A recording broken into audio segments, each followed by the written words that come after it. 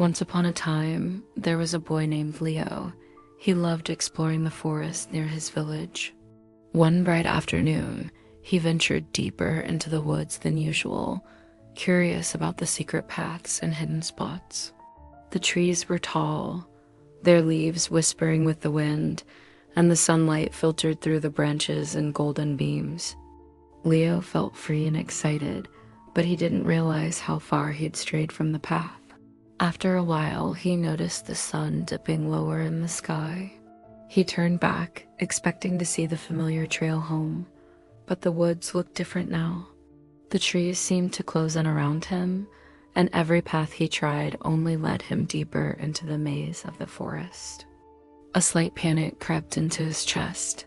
As the shadows grew longer, Leo heard the soft rustling of leaves and the distant hoot of an owl. He sat down on a rock to think. "I just need to stay calm," he told himself.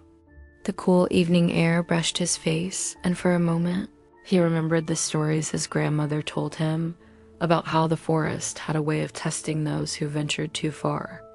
Leo decided to keep moving.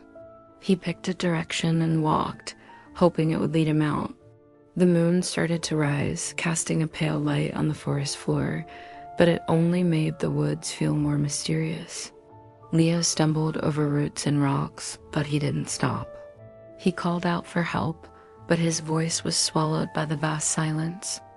Just when he felt his hope fading, he saw a flicker of light in the distance, a lantern swaying gently. Leo rushed toward it, pushing through the underbrush. He emerged into a small clearing where an old man stood holding the lantern. His face was kind but weathered, and his eyes twinkled with a knowing smile. "Lost, young one?" the old man asked. Leo nodded, breathless. "Follow me," the man said, and led him to a narrow path that seemed to appear out of nowhere. As they walked, Leo realized the forest wasn't as frightening as it had seemed. It was alive, full of secrets, and sometimes you had to trust its rhythm to find your way. When they reached the edge of the woods, the boy turned to thank the old man, but he was gone. Leo stood in the moonlight, looking back at the forest. He'd learned that sometimes, even when you're lost, the right path can find you if you keep going.